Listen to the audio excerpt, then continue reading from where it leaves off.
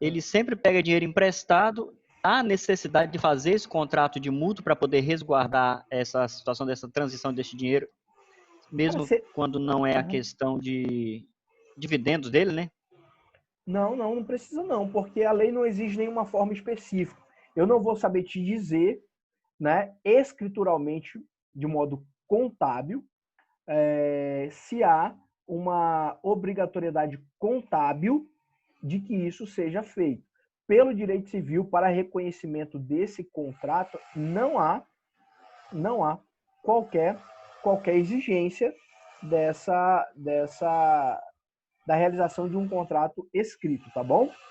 Então, Ah, é, entendi. Para realização não, mas no caso contábil parece-me que existe para poder resguardar a questão financeira, né?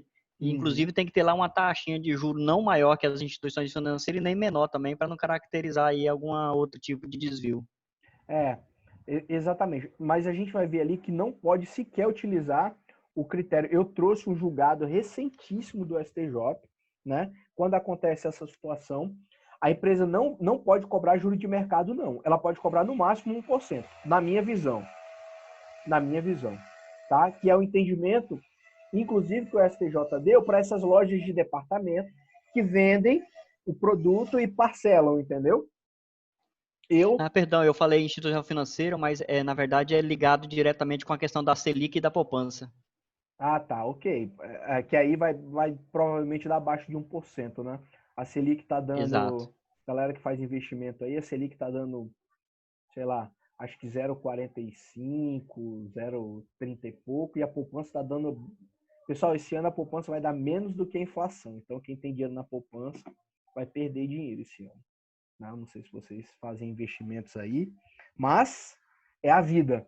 Né? Tá bom, o Regino? Então, assim, pelo direito civil, não há qualquer ilegalidade nesse tipo de contrato e também não há obrigatoriedade de que ele seja celebrado de modo escrito.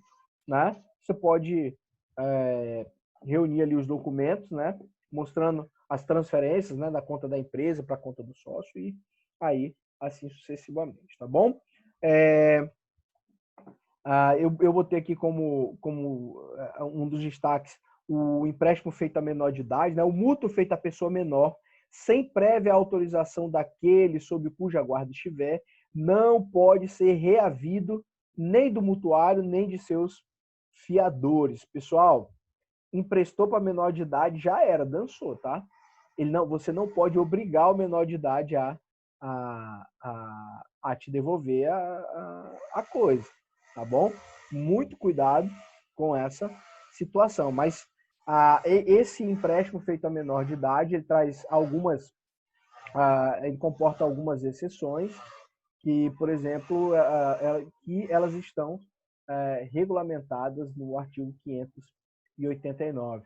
589 diz o seguinte: cessa a disposição do artigo antecedente, ou seja, você vai poder passar a obrigar. 1. Se a pessoa de cuja autorização necessitava o mutuário para contrair o empréstimo, o ratifica posteriormente. Então, você emprestou alguma coisa para o menor, sem autorização dos pais dele, mas mais à frente o pai diz, não, tudo bem, ok, não há problema. Então, ele passa a ser exigível. A segunda situação, se o menor estando ausente essa pessoa, ou seja, aquele que teria a capacidade de autorizar, se viu obrigado a contrair o empréstimo para os seus alimentos habituais. Pessoal, vocês podem pensar assim, ó, meu Deus, que absurdo, né? Como assim? Eu morei fora, né? Eu morei fora, longe dos meus pais, longe da minha família. E imaginem a seguinte situação: eu tô lá no meio do nada, lá onde e preciso comer. Né? Ah, não, cara, tô sem alimento. Eu vou na vendinha da esquina e digo assim, ó, e eu era menor de idade, eu fui morar fora, fui morar sozinho, eu tinha 17 anos. Tinha acabado de fazer 17 anos. E morava. Eu chego no tio da vendinha lá e falei, ó, meu amigo, olha só, eu não tenho dinheiro, né? Eu não tenho dinheiro. Você pode me emprestar aí R$ 20 para eu comer um lanche, alguma coisa? Aí o cara fala, não, tudo bem, toma aqui R$ 20. E ele sabia que eu era menor. Mais à frente, ele não poderia, em tese, me cobrar esses R$20. Mas olha só, eu estou sem dinheiro, sem nada e preciso comer. Ok? Então, esse é um exemplo de como isso poderia acontecer. A situação 3 diz ainda: se o menor tiver bens ganhos com o seu trabalho, mas em tal caso a execução do credor não lhes poderá ultrapassar as forças. Ou seja, o menor já tem algum rendimento, né? Ele tem um estágio, ele tem aquele vínculo lá de menor aprendiz. Então, nesse caso, ele pode sim ser obrigado a fazer o pagamento. Se o empréstimo reverteu em benefício do menor. Se ele pegou aquele bem e utilizou para ele. E o quinto ainda, se o menor obteve o empréstimo maliciosamente. Ele é um cara estudado demais, já sabe que se ele pegar alguma coisa emprestada, não vão poder obrigar a cobrar ele. Ou seja, isso seria maliciosidade tratada na lei, né? O menor usa de artifícios para poder conseguir um empréstimo, tá bom? Ultrapassar as forças, sim, Benjamin. Ultrapassar as forças é o seguinte: ele ganha R$800 por mês no estágio. Porra, o nego hoje estágio a R$800, eu vou te dizer, ó. É um bom estágio, hein? Eu acho que eu já falei para vocês, o meu estágio eu recebia R$40 por semana, né? E amarradão, feliz da vida. 40 não, 20 reais. Eu faço as contas porque eu enchi o tanque da minha bis e comia um trio Big Bobs. Era o que dava a minha bolsa estágio, era o que dava para fazer. Encheu o tanque da minha bis, que eu ia rodar a semana toda, e comer um trio Big Bobs era o que eu fazia com a minha bolsa estágio. Então, qualquer coisa, Benjamin, que ultrapassar esse valor que ele recebe, tá bom? A execução do credor não lhe poderá ultrapassar as forças. As forças é isso. As forças é no sentido do que ele tem, do que ele recebe, tá bom? Alguma dúvida mais?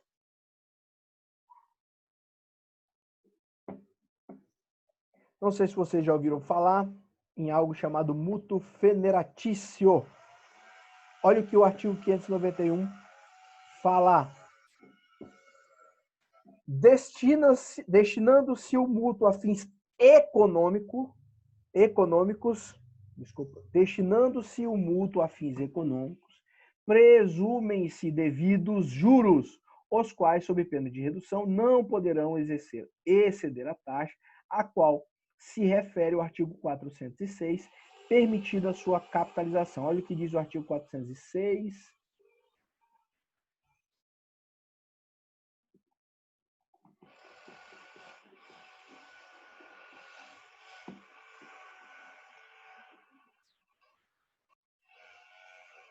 Os juros moratórios não forem convencionados ou forem sem taxa estipulada, quando provier a determinação da lei, serão fixados segundo a taxa que estiver em vigor para a mora do pagamento de impostos à Fazenda Nacional, que é 1%. Tá? Mas, pessoal, atenção. Essa disposição do artigo 591, vamos lá, 591, né, já está superada. Então, as instituições financeiras, né, e aí eu trouxe isso para a gente fazer esse comparativo com esse julgado aqui, ó, no de vocês está maior, vocês podem ver. As instituições financeiras, elas podem cobrar mais do que 1%. Quem não é instituição financeira não pode cobrar mais do que 1%, ou seja, 12% ao ano. Inclusive o STJ, 29/4/2020, decisão recentíssima falando sobre isso. Então, não é que o artigo 591 não esteja valendo, ele vale, só que as instituições financeiras, aquelas destinadas ao empréstimo de valores, elas não estão adstritas, elas não estão vinculadas ao 591, porque elas têm toda uma legislação, um regramento especial destinado a elas. Então, instituições financeiras, elas podem cobrar além da taxa de mercado. Isso não significa que elas podem cobrar qualquer coisa, qualquer valor. A Crefisa é muito conhecida, não sei se vocês acompanham aí televisão, pela internet. Eles dizem assim, ó, empréstimo para negativado, vem para a Crefisa. Eles emprestam para negativado, só que eles emprestam a juros estratosféricos, né? Tu pega R$ 1.000 emprestado, tu tem que pagar 12 parcelas de R$ 400. Coisa de doido. Empréstimo para negativado. Vem para a Crefisa. Patrícia, não faça o Crefisa. Ô, Vitória, como é o nome aí a Vitória fazendo mexer aí? Eu vou acabar pegando um empréstimo com a Vitória. Se ela me arrumar R$ 100.000 a 1,4%, eu pego emprestado. 1,4% é bom. Estou desenvolvendo um negócio aí. Então, pessoal, olha só. Né? 1,4%. 1,4% tá bom. Meu Deus do céu, eu te mostro aqui, ó. Credisul. A OAB fez uma parceria com a Credisul, 1,4%. Tá? Então, olha só. Pessoal, a Patrícia perguntou assim, professor, isso inclui as lojas que fazem empréstimo? O que eu tenho que fazer é o seguinte, é loja ou essa loja criou uma instituição financeira? Porque se for só loja, é exatamente o caso que o STJ, exatamente assim, né? É o caso similar ao que o STJ tratou. Se é loja, não pode. Se é loja, não pode. Eu vou te dizer o que é que muitas lojas hoje já fazem. Elas fazem o seguinte, elas têm dentro da sua loja o escritório de uma instituição financeira. Então, você escolhe o que você quer comprar, você diz assim, ó, os meus produtos que eu estou comprando aqui é R$ 1.000. Aí o vendedor diz assim, ó, tu vai ali naquele escritório, eles vão fazer uma análise de crédito e vão te conceder um empréstimo. Mas você chega lá, não é a mesma loja, é uma financeira. É uma financeira, né? Então, por exemplo, a Midway Financeira Riachuelo pode. Exatamente.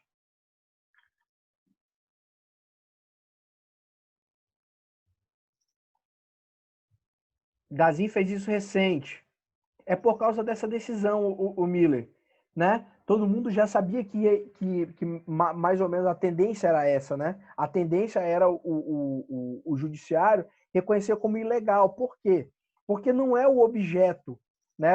A galera que não é muito envolvida assim no meio empresarial, só para esclarecer vocês, quando você cria uma empresa, você indica para a Receita Federal quais as atividades você vai exercer, né? E isso já está estabelecido lá no seu ato constitutivo. Então, você já diz para os órgãos quais as atividades você vai explorar.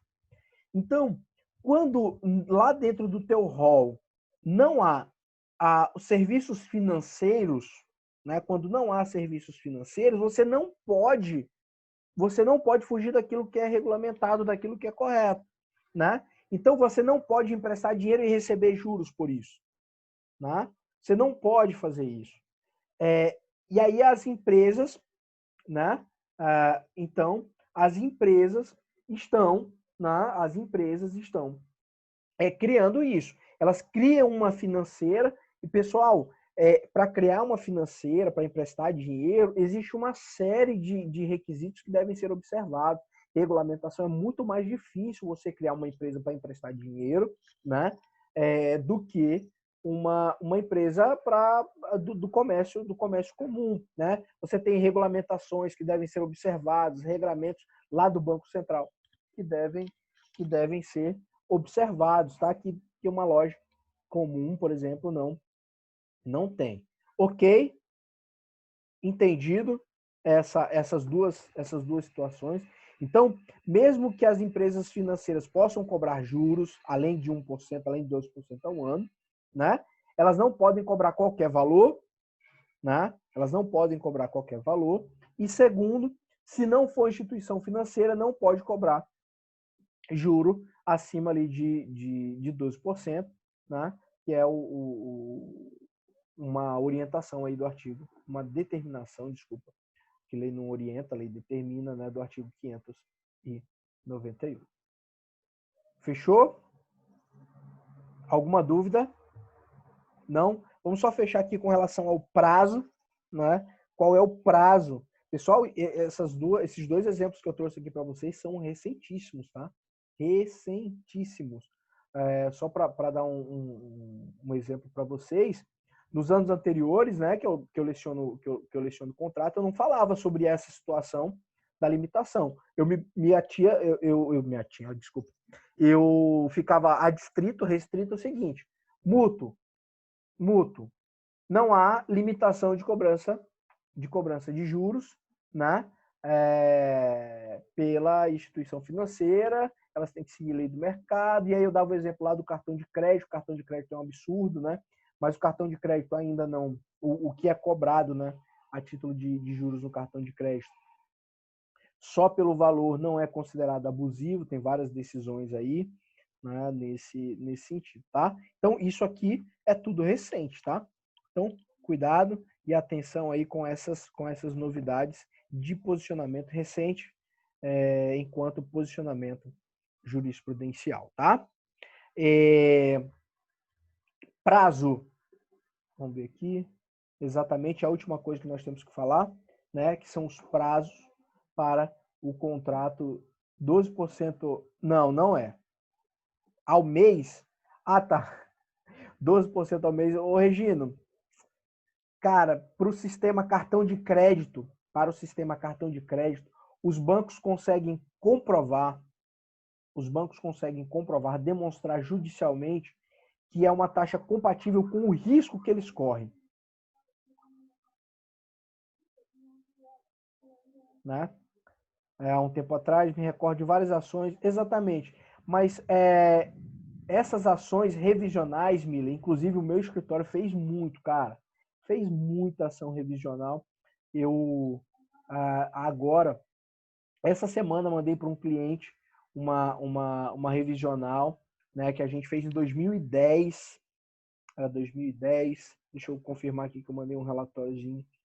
Eu vou dizer para vocês aqui exatamente o que foi feito aqui.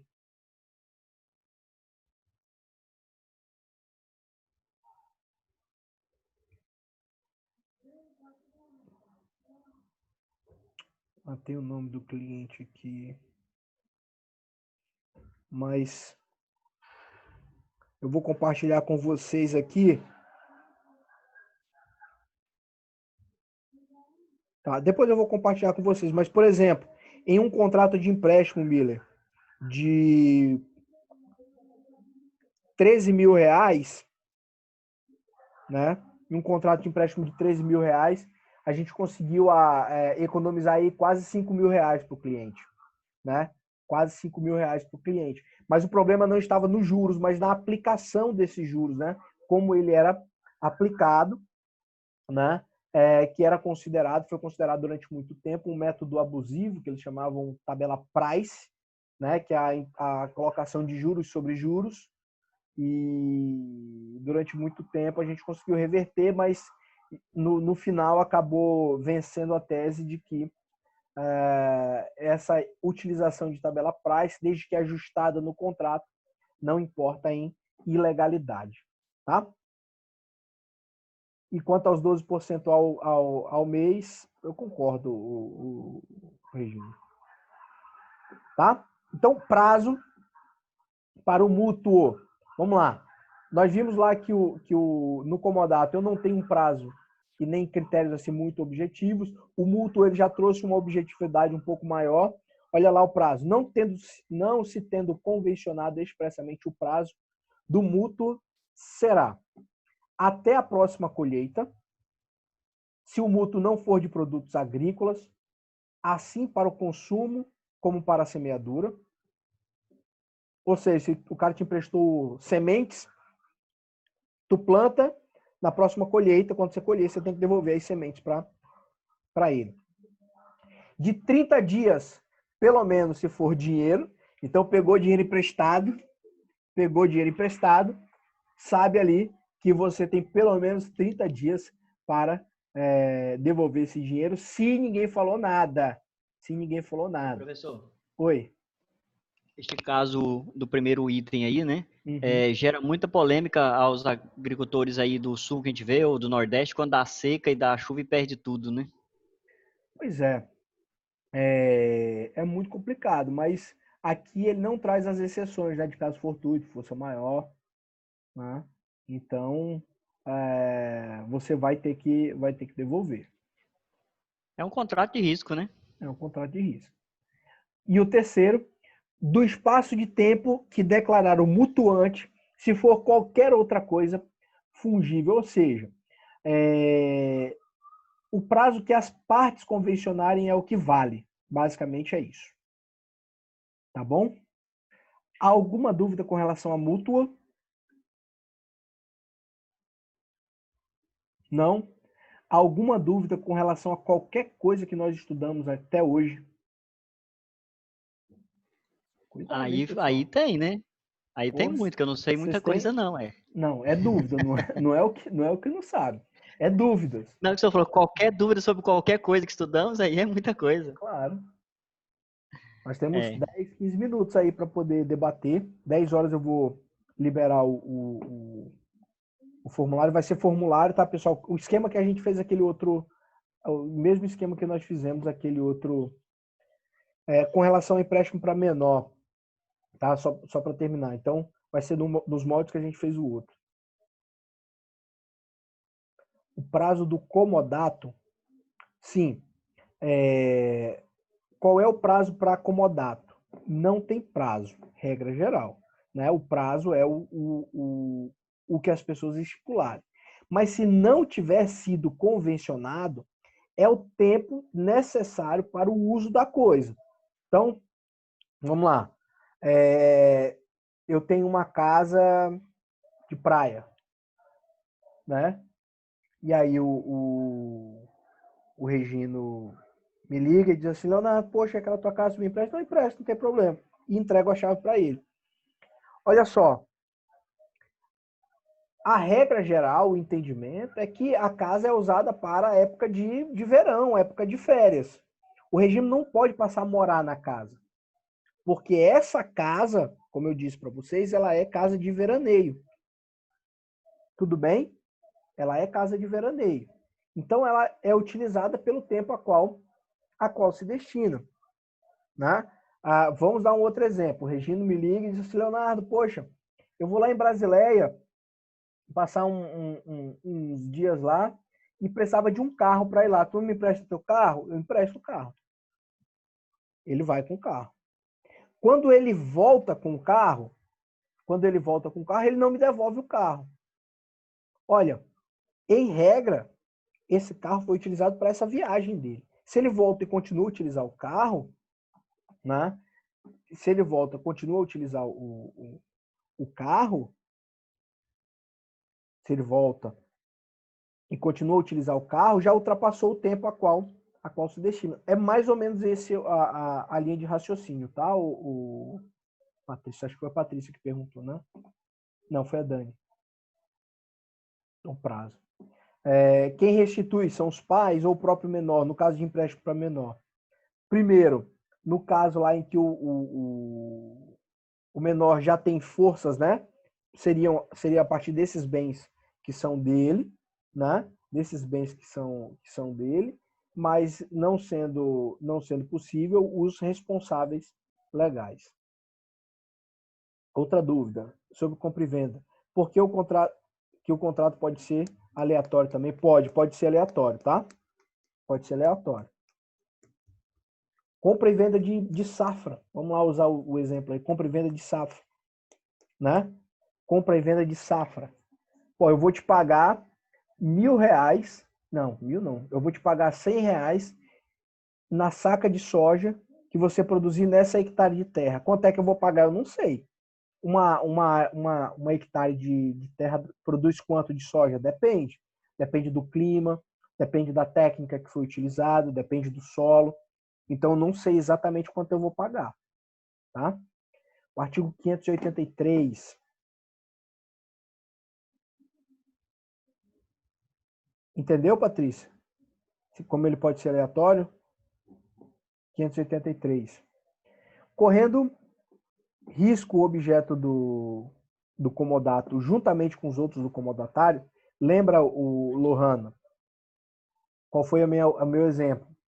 Vários cavalos no estábulo. Eu tenho os meus cavalos e um cavalo que eu peguei emprestado.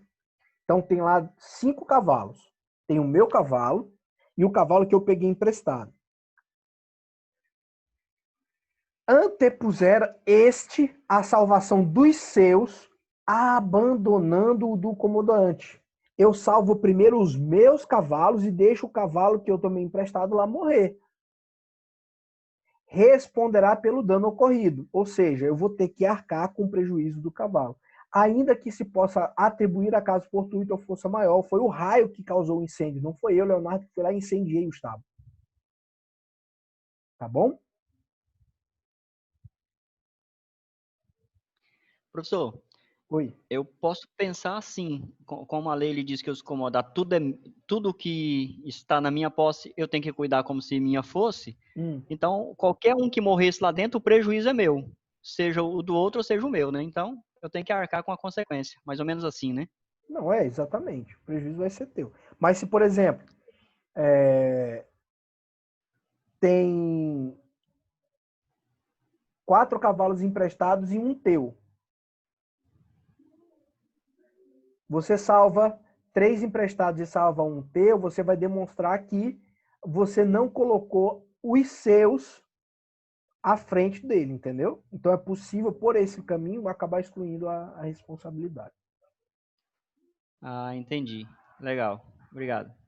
Se o comodato não tiver prazo convencionado, isso, necessário para uso concedido.